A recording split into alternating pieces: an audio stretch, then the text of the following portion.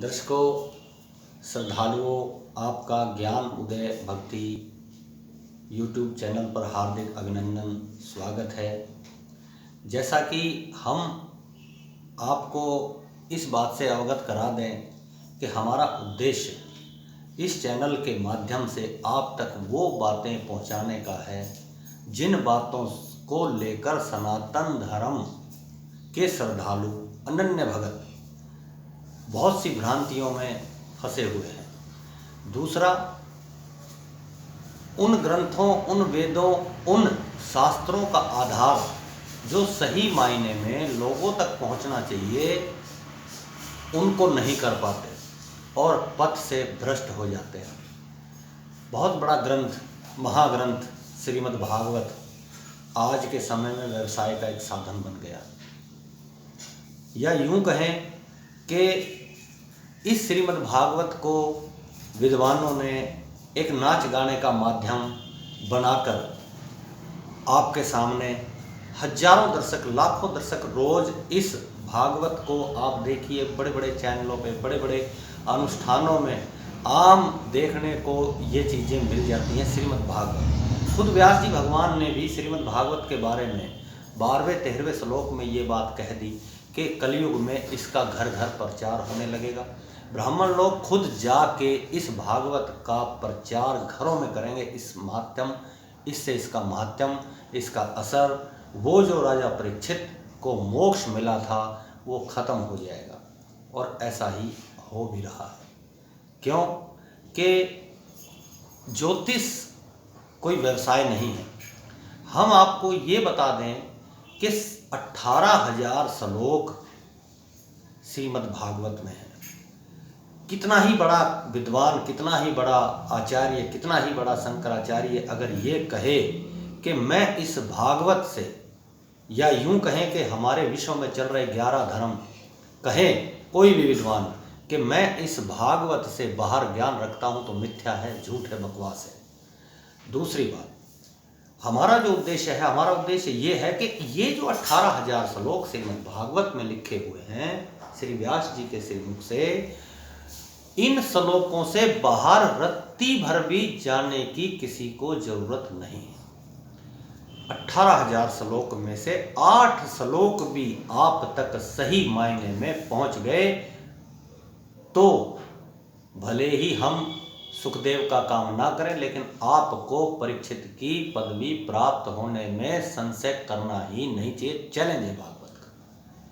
और यही बात बहुत से विद्वानों से हमने सुनी, श्लोकों का आधार नहीं है, श्लोकों का मतलब नहीं है, मतलब है तो समझा नहीं पा रहे हैं। कहीं दिल्ली से शुरू हुए तो पता लगा दूसरा चैप्टर दूसरे वृत्तांत का शुरू हो गया है। ये चीज़ें हमने देख के ये निर्णय लिया कि हम सिर्फ उन 18,000 श्लोकों का वृत्तांत आप तक पहुंचाने का भरपूर प्रयास करेंगे और उन श्लोकों से बाहर ना जाके उन श्लोकों की जो व्याख्या, उन श्लोकों का जो आधार, उन श्रीमुख से निकले व्यास भगवान के भावार्थ कि उन्होंने ये श्लोक क्यों पढ़ा। एक बात मैं आज हमारा पहला दिन है, हम आपको एक चीज़ और समझा दें, क्योंकि इसके बाद हम 100 श्लोक ही शुरू होंगे, क्योंकि अभिनंदन, अभिवादन तो आज हो ही चुका। दूसरा, हम अगले चैप्टर से मात्र उन श्लोकों से ही शुरू करेंगे जो श्लोक श्रीमद् भागवत के हैं। एक बात और मैं आपको ये समझा दूं कि व्यास भगवान ने ये श्रीमद् भागवत सुखदेव भगवान को सुनाई, सुखदेव भगवान ने ये भागवत परीक्षित को सुनाई, फिर लोकाचार से सूत जी ने शौनक आदि ऋषियों को सुनाई। व्यासपीठ लगाने से कोई व्यास की पदवी ले ले, व्यास भगवान परम हंस, हंसो यथा शोर मीमांसु जन्म, आगे श्लोक बताए जाएंगे आपको क्या श्लोक का भावार्थ है, क्या तात्पर्य है। संस्कृत से लोग बाग भ्रमित हो गए, संस्कृत का परिहास करने लगे विद्वान लोग, इसीलिए इन श्लोकों का सार लोगों की समझ से बाहर हो गया। व्यास भगवान की सीट पे बैठ के हम कहें कि हम वही चीज़ हम आपको समझा पाएंगे, ये बहुत मुश्किल है। क्यों कि राजा परीक्षित जैसा श्रद्धालु मैंने कहा कि आप हो सकते हैं, लेकिन सुखदेव जैसे हम या कोई भी वक्ता नहीं हो सकता। दूसरा, श्रीमद् भागवत का जो सार लोग बाग नाच गानों के माध्यम से आप तक पहुंचाते हैं। देखिए, मैंने फिर कहा, फिर बता रहा हूं कि 8 श्लोक 18,000 श्लोक में से आपकी समझ में आ जाए, उन दर्शकों, उन श्रद्धालुओं की समझ में आ जाए, तो अनन्य भक्ति होने में चिंता का कोई विषय नहीं है। क्यों कि 700 श्लोक भगवान कृष्ण ने खुद गीता में अर्जुन को बताया। अर्जुन भी भगवान, श्री कृष्ण साक्षात भगवान। उसको समझने में 700 श्लोक भी समझ नहीं आए। आखिरी में भगवान को ये कहना पड़ा कि माम एकम शरणं व्रज अहं त्वं सर्वेभ्यो पापेभ्यो मोक्षयिष्यामि। गीता समाप्त कर कि कुछ नहीं समझ में आ रहा, इसके मूर्ख है, इतना कुछ समझा दिया। आखिरी में भगवान को ये कहना पड़ा कि मेरे शरण हो जा। बोला ठीक है भगवान, हो गया तो बोले अब मार इन सबको। यहाँ भागवत का प्रारंभ हुआ है इस श्लोक के बाद। गीता ही समझना बहुत मुश्किल बात है। गीता को जब तक हम नहीं समझेंगे तब तक भागवत चिंतन में, मनन में आ जाए, ये अपने दिमाग से निकाल दो। लेकिन अगर भागवत का सही महत्व और भागवत के श्लोक का वृत्तांत सही मायने में बता दिया जाए, समझा दिया जाए, तो भागवत प्लस गीता की उपलब्धि मिलने में क्षण भर का भी समय त्रुटि, ये चुटकी, एक पत्ते में सुई का मारना, लगना, निकलना, 3 क्रियाओं में से एक क्रिया मात्र भी अगर हो गई तो समझो कि परम पिता परमात्मा के धाम को जाने से कोई ताकत रोक नहीं सकती। जय श्री कृष्ण। देखिए, हम आज श्रीमद् भागवत का 4 या 5 श्लोक आप तक पढ़ के उनका भावार्थ बताने का प्रयास करेंगे। देखिए, पहले श्लोक में श्री गणेशाय नमः, श्री सरस्वत्यै नमः। ये श्रीमद् भागवत अभी शुरू नहीं हुई है। यहाँ श्री गणेशाय नमः तो भगवान व्यास जी कह ही नहीं पाए, क्योंकि सारे ग्रंथ उन्होंने, सारे वेद जब लिख लिए तब भी उनकी तसल्ली नहीं हुई। तब नारद जी के कहे जाने के बाद व्यास जी ने ये विचार किया कि जब मेरी संतुष्टि इन ग्रंथों को बनाने के बाद, लिखने के बाद नहीं हुई, तो आम जीवों का उद्धार कैसे होगा। तब नारद जी ने उनके चिंतन में ये बात डाली कि ऐसा एक प्राकट्य, ऐसा एक ग्रंथ, ऐसा एक वेद बनाओ कि जिसको पढ़ के मूर्ख से मूर्ख आदमी भी परमपिता परमात्मा की उपलब्धि को प्राप्त कर सके। भगवान को अति हर्ष हुआ व्यास भगवान को। देखिए, भगवान की व्याख्या आपको आगे बताई जाएगी कि भगवान कौन कौन है।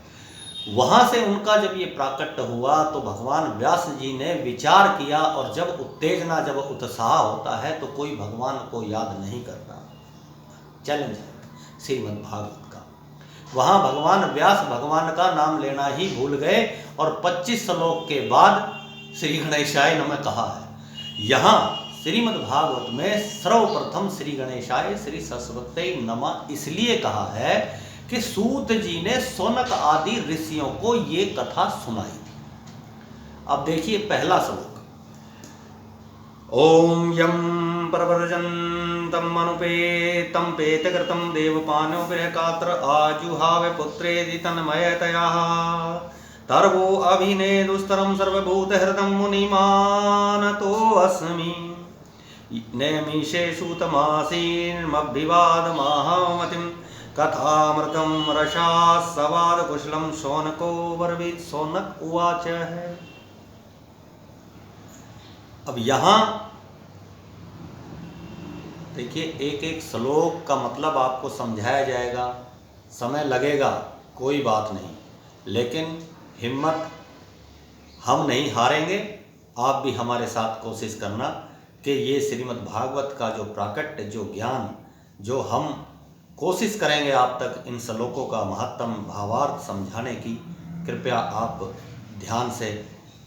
यही बात भगवान सुखदेव जी के मुख से निकलने के बाद सूत जी ने शौनक आदि ऋषियों को कही कि पहली ही बात में ये बात श्लोक में, पहले ही श्लोक में ये बात सूत जी ने बता दी कि जिन व्यास जी के पीछे जो व्यास भगवान थे, उनके आगे आगे श्री सुखदेव भगवान और पीछे पीछे व्यास जी भगवान जब चलने लगे तो पुकारा है कि बेटे रुक जा। इसका कारण ये था कि भगवान सुखदेव जी 12 साल गर्भ से नहीं निकले और जैसे ही निकले तैसे ही बड़े होकर चल दिए कि हम इस मोह के चक्कर में नहीं पड़ेंगे।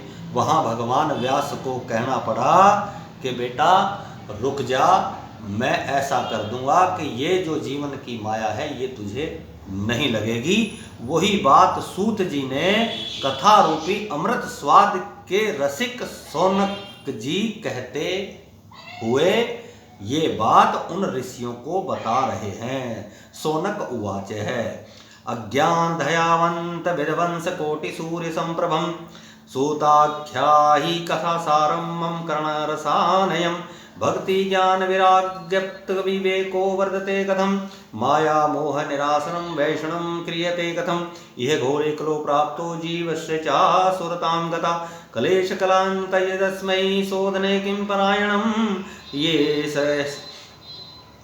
शशां यद भवेत् श्रेय पावनानं च पावकं कृष्ण प्राप्तिकरं सस्वत्त साधनं तद्वदाधुना चिंतामणि लोकम सुखम सुरेंद्र सुरभम संपदम प्रचति गुरु प्रीतो वैकुंठ योगी दुर्लभम। कि ये जो श्रीमद् भागवत है ये उन परम योगियों को भी बहुत दुर्लभ है।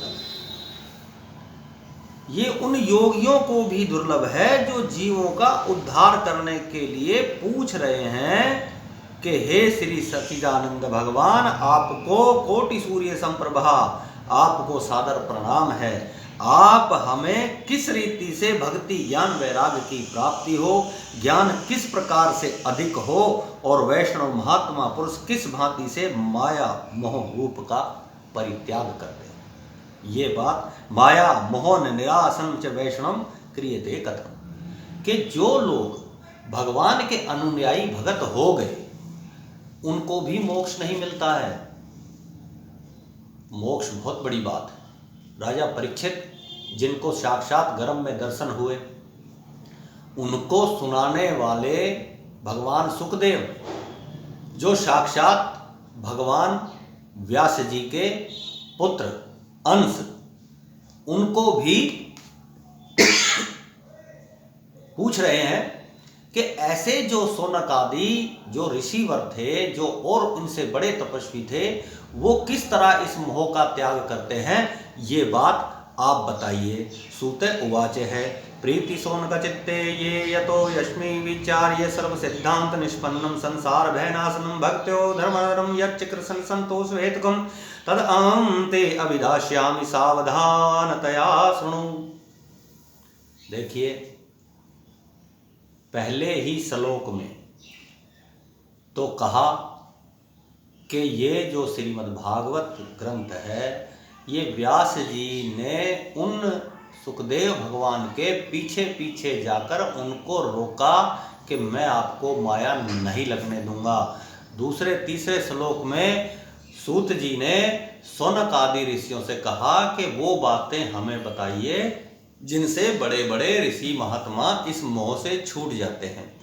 उसके बाद सूत जी ने साफ साफ कह दिया 8वें श्लोक में तद अहं ते अभिधास्यामि सावधानता शृणु कि अगर आपको इन चीज़ों का अनुसरण करना है, इन चीज़ों पर विचार करना है तो सावधानता सुनो। ऐसा नहीं नाच गाना हो गया और घर चले जाओ, आज बहुत अच्छी भागवत हुई, आज बहुत अच्छी रामायण हुई, आज बहुत बढ़िया विष्णु पुराण पढ़ा गया। नहीं, सावधान हो जाओ, एकाग्र चित्त हो जाओ, उसके बाद कह दिया कि क्या काल व्यान मुख ग्रास त्राण नीराण सहेत वे श्रीमद्भागवत शास्त्रम कलो कियेण भाषितम। कि जब आप सावधान हो जाओगे तो भक्ति की बुद्धि करने वाला श्री कृष्ण चंद आनंद कंद के संतोष का कारण मैं तुम्हारे सम्मुख वर्णन करूंगा, करता हूं, आप सावधान होकर सुनिए। एतस्माद् परं किंचिन्मनस्य शुद्धये विद्यते जन्मांतरे भवेत् पुण्यं तदा भागवतं लभेत्। परीक्षिते कथां वक्तुं सभायां संसिते सुखे शोभा कुंभं धृत्वें देवास तत्र समागम सुखं नत्वा अववदन् सर्वे सर्वकार्यकुशलासुरा कथा सुधां प्रचस्य घृतं सुधामिमाम्।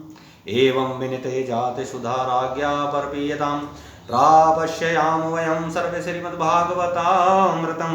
कव सुधा कव कथा लोके कव कवाचा कव मणिर्महान् ब्रह्मरात्रो विचारते तदा देवान्यजहास है।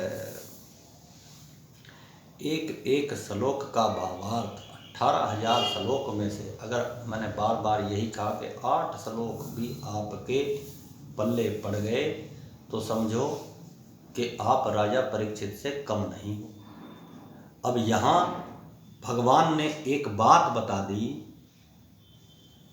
कि मन का शुद्ध करने वाला, आनंददायक और कोई दूसरा उपाय है नहीं। अनेक जन्म के पुण्य फल जब इकट्ठे हो जाएं तब ये श्रीमद् भागवती कथा प्राप्त होती है। अभी तक भागवत का आरंभ नहीं हुआ है। भागवत का आरंभ होने में सूत जी ने पहले बिल्कुल निचोड़ लिया है उन सुनने वालों को कि ये सुनने लायक हैं भी कि नहीं। ऐसा नहीं है कि आज जाके बैठ गए और आज भजन कीर्तन बहुत अच्छा हुआ। ये चैलेंज है भागवत का कि अगर अनुसरण किया गया सही सही प्रकार से, सही सही श्री मुख से। एक बात मैं और आपको समझा दूं कि ये जो व्यासपीठ का आज के विद्वान बैठते हैं, व्यासपीठ पे बैठने का क्यों कि व्यास जी द्वारा तो भागवत, श्रीमद् भागवत या वेद ये लिखे ही गए हैं, उनके बाद तो अनुसरण किया है। हम तो सुखदेव की बात क्या करें, उन सूत जी के नखून के बराबर एकमात्र त्रुटि, मैंने कहा था एक नोक सुई के उनके बराबर भी नहीं है। हम व्यास जी की सीट पर बैठ के और श्रीमद् भागवत को कैसे वक्ताओं को सुना सकते हैं, जबकि श्रीमद् भागवत का जो प्राकट्य, जो सार, लोग बाग तरह तरह से इस श्रीमद् भागवत का वृत्तांत आप लोगों तक, करोड़ों लोगों तक जैसे जैसे सुविधाएं हैं उसके माध्यम से आप तक पहुंचाते हैं। हमारा जो उद्देश्य है, हम इस उद्देश्य को लेकर चल रहे हैं कि एक एक श्लोक जो है आप तक पहुंचाया जाए। देखिए आखिरी श्लोक में कव सुधा कव कथा लोके कव काचा कव मणिर्महान् ब्रह्मरात्रो विचार्यते तदा देवान् जहास है। अब यहाँ भगवान जो है सुखदेव जी, जब ये बात पूछी गई सौनक आदि ऋषियों ने, सूत जी आदि ऋषियों ने सुखदेव भगवान से, तो भगवान हंसे। यहाँ देवान्य जहास है, हंसे भगवान उनको देखकर। क्यों हंसे? देखिए अभी भागवत शुरू नहीं हुई है, लेकिन एक एक श्लोक मैंने बताया आपको क्यों हंसे। हंसे इसलिए कि जब कोई विद्वान कौन? आप लोग, आप हर चीज़ के ज्ञानी हैं, आपको पता है कि मैंने क्या करना है, और आपके घर में या आपका समागम कहीं ऐसी जगह, कहीं ऐसे ऋषि मुनियों से मिल जाए और आप उनसे वही बात आप पूछें कि भगवान बताइए क्या लड्डू मीठा होता है, और विद्वान क्या समझेगा, वो ऋषि वो मुनि क्या समझेंगे, वो आपको गाइडेंस करेंगे, आपकी गाइडलाइन को, आपके मस्तिष्क को पढ़कर वो ये कहेंगे कि जानता तो सब कुछ है लेकिन मेरे से पूछ रहा है। क्यों? कि कोई भी ज्ञान कितना ही बड़ा ज्ञानी हो, दूसरे से पूछने के बाद उसका ज्ञान और दृढ़ हो जाता है, मजबूत हो जाता है। दूसरे श्लोक में चैलेंज कर दिया, भगवान सुखदेव हंसे, जन्नहास है। क्यों? कि तुम लोग सब जानते हो, मेरे से तो सिर्फ पूछ रहे हो, मुझे तो जरिया बना रहे हो कि ये मोक्ष का साधन क्या है। मोक्ष तो तुम्हारा हुआ ही पड़ा है, तुम्हें तो कोई पावर, कोई शक्ति ऐसी है ही नहीं जो वहां तक, वैकुंठ धाम तक जाने में बाधा उत्पन्न कर सके। लेकिन तुम अपने ज्ञान को गूढ़ करने के लिए मुझसे पूछ रहे हो। इसलिए यहां पे भगवान व्यास जी ने लिखा, ब्रह्मरातो विचार्येति तदा देवान्य जहास है, भक्तांश तांश विज्ञाय न ददोष कथात्रम। अब देखिए, एक एक श्लोक आप ध्यान से सुनिएगा। कह रहे हैं कि अभक्त जानकर सदा संकट में सहायक, भक्ति मुक्तिदायक, देवताओं को भी दुर्लभ श्रीमद् भागवत का कथा रूपी अमृत नहीं दिया। श्रीमद् भागवती वार्ता सुराणाम अपि दुर्लभाः, राज्ञो मोक्षम तथा वीक्षे पुराधाता अपि विस्मताः, सत्यलोके तुलाबद्धा अतुल्य सारान्यदाः। कितनी अच्छी बात भगवान व्यास जी ने आपके लिए लिखी है कि ये जो सुधा है, ये जिसने पी ली, देवताओं में भी दुर्लभ, यानी कि देवताओं को भी ये दुर्लभ है। क्यों? कि ये ऑनलाइन नहीं है, ये बिल्कुल अलग लाइन है जिसमें मोक्ष का साधन बताया गया है। 11 धर्म हमारे विश्व में चलते हैं।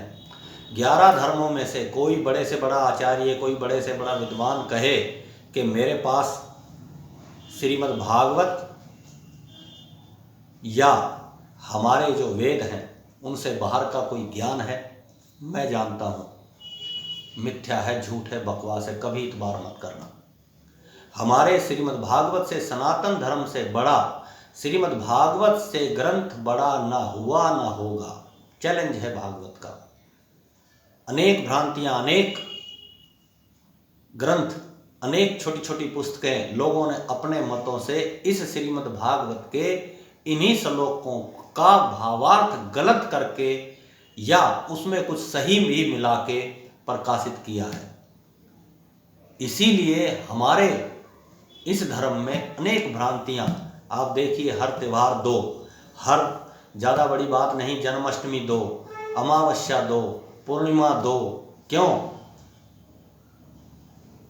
कारण यही है कि सिर्फ भ्रमिता, लोग बागों को, श्रद्धालुओं को अनन्य भक्ति करने के अलावा इस तरह की रुचि है ही नहीं कि हम ज्ञान का संचय अच्छी जगह से करें, अच्छी पुस्तकों से करें, अच्छे ऋषि आचार्यों से करें। यही दुर्भाग्य है। अब यहां बता दिया कि देवताओं को भी दुर्लभ ये कथा रूप अमृत नहीं दिया। इससे पहले राजा की मुक्ति देखकर ब्रह्मा अपने मन में अत्यंत विस्मित हुए।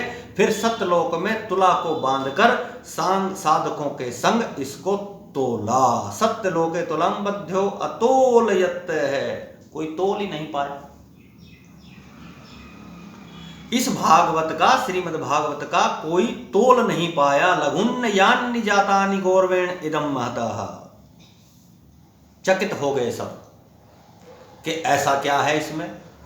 खुद मैं बता चुका हूं कि श्रीमद् भागवत का प्राकट्य करने का उद्देश्य व्यास जी भगवान का यही रहा कि जब सारे वेद पुराण वो लिख चुके तो भगवान ने इस बात का अनुसरण किया, चिंतन किया कि जब मेरी संतुष्टि नहीं हुई तो कलयुग में मनुष्य जो है वो किस तरह से संतुष्ट होंगे। इसलिए श्रीमद् भागवत का प्राकट्य श्री भगवान व्यास जी को करना पड़ा। और वहाँ जल्दीबाजी में भगवान का नाम लेना भूल गए, जबकि सूत जी ने श्री गणेशाय श्री सरस्वती नमः से श्रीमद् भागवत का आरंभ किया है। बोलो सच्चिदानंद भगवान की जय।